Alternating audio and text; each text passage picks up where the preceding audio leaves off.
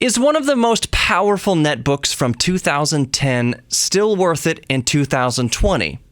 No, not really. But if you're a collector of old computers, curious, or just a glutton for punishment, let's see what this Asus Eee PC 1215N is still capable of.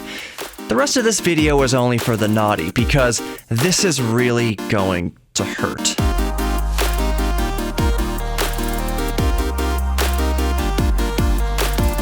We'll start with the specs, naturally. Being a netbook from 2010, it's an Intel Atom processor. The 13-watt dual-core hyper-threaded D525 with 1 MB of level 2 cache, 800 MHz front-side bus, and a maximum clock speed of 1.8 GHz. The system supports a maximum of 4 GB of DDR3 RAM at the said 800 MHz. Thus far, not a powerhouse, but to be fair, netbooks were never intended to be anything more than supplemental portables to your main PC and beefy laptop. They were meant to type notes in class and surf the web on the cheap. That said, by 2010, there were much more powerful laptops in the same form factor as netbooks, but they cost 2, 3, even 4 times as much, like the 11-inch Alienware M11X that had an i7 and Nvidia GT 335M graphics. It cost about $1,300, and the 1215N was below $500, and $500 was pretty much at the higher end of netbooks. But the fascinating thing about the 1215N and why I bought one used several years ago is that it was one of the only netbooks to come with discrete Nvidia graphics. But don't get excited, this is the ION class of mobile GPU with 16 CUDA cores. And its clock tops out at about 450 MHz, and it shares its memory with the system memory, up to 512 MB. Nothing about these specs is promising. Not a single thing. But to give it its best shot, I have an SSD inside, removing storage at least from the bottleneck equation. Seriously, why am I doing this? The screen is a netbook screen. It's 12.1 inches and sharp enough at 1366 by 768 with understandably bad viewing angles compared to modern day, and it's glossy. We are spoiled in 2020, but this was completely normal in 2010 and we dealt with it just fine. The keyboard feels like a netbook keyboard, so cheap, but it's just fine for typing with good key travel.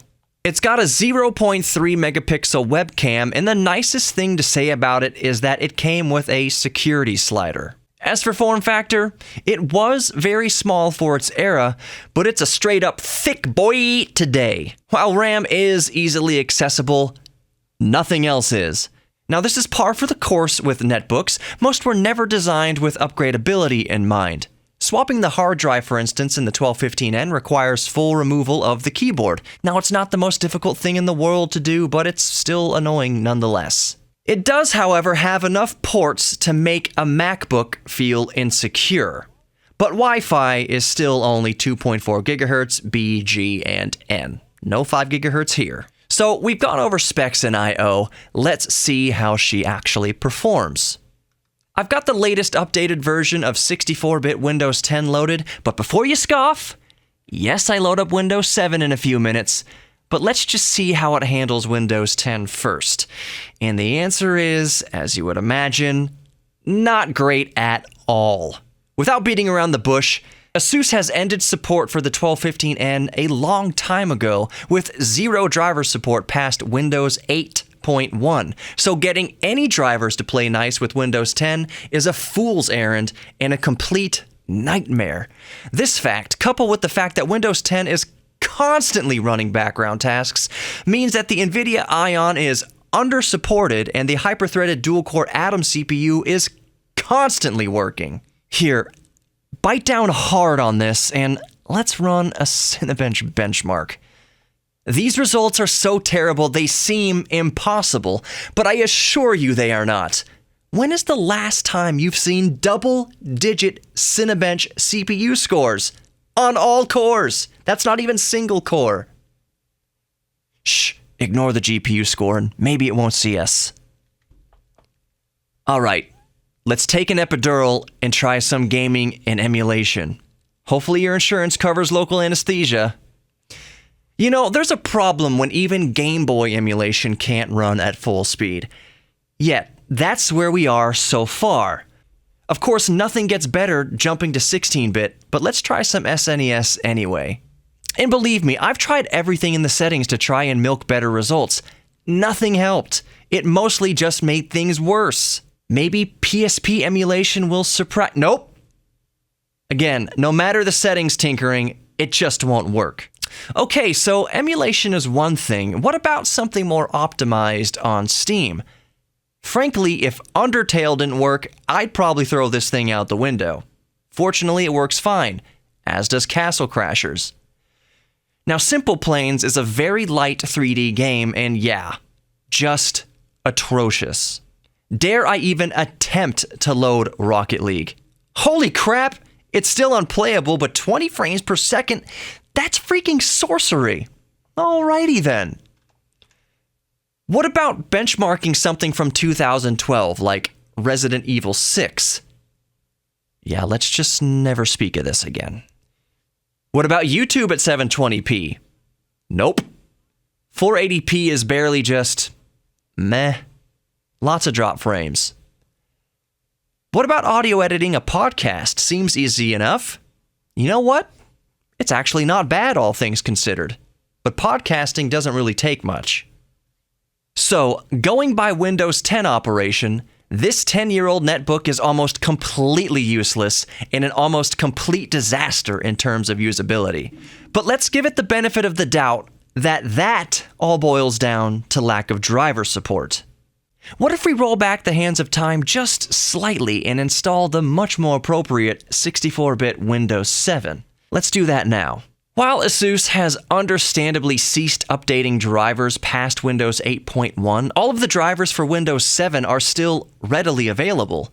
So after several more hours, I'm not even joking, of installing Windows 7 and the latest drivers available, the game is literally completely changed.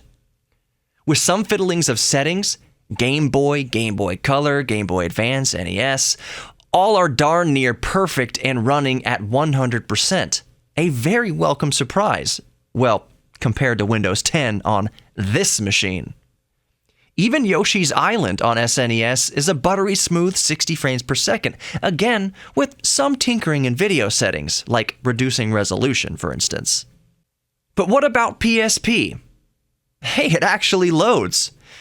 And that's about it. Even a 2D fighting game is unplayable, so of course something like God of War is even worse.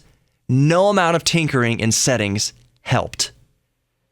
So, a quick note to interrupt here. I did wind up trying to toss 8 gigabytes of RAM into this machine, and while it did post, boot up, and did show some signs of slight overall performance improvement, like a full playable 60 FPS and PPSSPP in Street Fighter Alpha 3, that's a weird sentence, and a few extra, yet still unplayable frames in God of War, overall system stability became a nightmare. Now, this could be for any of many reasons, but from what I gather, for whatever reason, the issue seemed to come down to the old Nvidia ION drivers not wanting to play nice with 8 gigabytes of RAM, because remember, the ION shared system memory. Though it could have been something else or multiple something else's entirely. Either way, 8 gigabytes didn't work out in the end, so we'll continue with Intel's documented maximum of 4 gigabytes. Sorry for the interruption.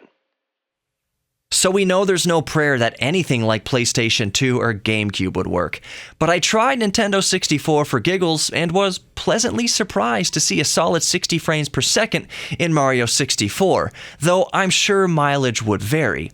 To test that, let's toss some Perfect Dark at it just in case. It does okay, but chugs quite a bit. So emulation is very CPU bound, and I just don't think the 1.8 GHz maximum processor speed can handle anything beyond light emulation. But let's check back on Rocket League. Wow, night and day difference.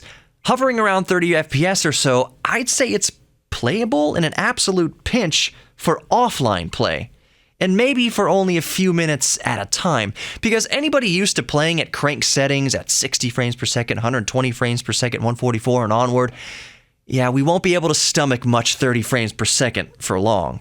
Simple planes, however, becomes a joy to play here in Windows 7 with proper driver support. So, with newfound hope, let's try some other Steam titles. Portal is an oldie but a goodie, so fingers crossed. Let's leave it at 720p and crank down everything possible. You know what? It's nowhere near perfect, but I think it falls under barely playable for a few minutes at a time. What about South Park Stick of Truth? It may be a light enough load graphically, and definitely playable with a stutter here and there. Now let's crank down the settings for Ultra Street Fighter 4 and run the benchmark just out of sheer curiosity. So I got a similar result at both 720p and 400p, leading me to believe once again that while ION graphics certainly aren't the best, a lot of the sluggishness in gaming can be chalked up to the weak CPU bottleneck. Now let's try loading a couple clips into Vegas Pro 15 for some reason. You know what? Never mind. So while not the powerhouse of a modern PC, Windows 7 has certainly helped things quite a bit here, so let's try Cinebench again and see if there are any gains over our Windows 10 results. Technically, it's just a few points worse than it was under Windows 10. Interesting. Margin of error, perhaps? Just more proof that benchmarks don't always tell the whole story as far as overall system performance is concerned. Not much change with the GPU bench either. Yet, as we've seen, we've been doing much better in gaming and emulation overall. Even YouTube has seen some improvement in Windows 7, but it's still, it's not the best experience ever. I also tried some Netflix and Amazon Prime Video, and it really wasn't great. It was very stuttery. Okay, I know what some of you might be thinking. What about GeForce Now? Well, sadly no. Oh well. Although local streaming through Steam itself seems more than possible. Granted, this is only over fairly laggy 2.4 GHz Wi-Fi, but this looks promising considering this is a 10-year-old netbook. So I think it's time for final thoughts based on what we've learned here. First and foremost, Windows 10 is a train wreck on this particular netbook. Even despite the driver issues, it's just too bloated for the 1215N. And since the 1215N was one of the most powerful netbooks of 10 years ago, I think it's safe to assume other less powerful netbooks of the era would suffer the same fate, if not worse. However, loading Windows 7, an operating system it was designed for, using the drivers optimized for the 1215N and Nvidia ION graphics, while not particularly impressive by modern standards, it is fairly usable for extremely light loads, especially if upgrading to an SSD and maxing out the RAM to 4 GB. So, should you go out and buy an Asus Eee PC 1215N? No, not really, and definitely not if it's anything over $50. And I can't find any on eBay anyways. All in all, as good as the 1215N was back in the heyday of netbooks, there's a good reason why they died off. They weren't great for much more than typing papers or surfing the web a decade ago. And they are even worse now that time, operating systems, and software has moved on. While I've been able to get this system as good as it has ever been, if not better, opening anything still maxes out the system briefly, causing initial chugging when switching between tasks. And booting up, especially if you have any startup programs like Steam or Dropbox, while it boots into Windows decently quick, it is several minutes before the system actually settles down to idle. While the 1215N certainly isn't completely useless, it does paint a clear picture of how spoiled we are a decade later. But that doesn't make the 1215N any less interesting to me. It was a wild era where someone paired an Nvidia GPU to a freaking Atom processor. So that's why I keep it around. As far as netbooks go, it's an interesting example. An Nvidia GPU paired to an Atom, the hubris of it all is worth keeping in my collection. I hope you've enjoyed this video. If you liked it, be sure to give a thumbs up, leave a comment below, and consider subscribing. I also have a podcast. It's just called Geek Therapy Radio. Look for the red, black, and white color scheme, and you'll be all good to go in your favorite podcast app. But until next time, know that we are all geeks about something, and that most importantly, you are worthy of love. Take care.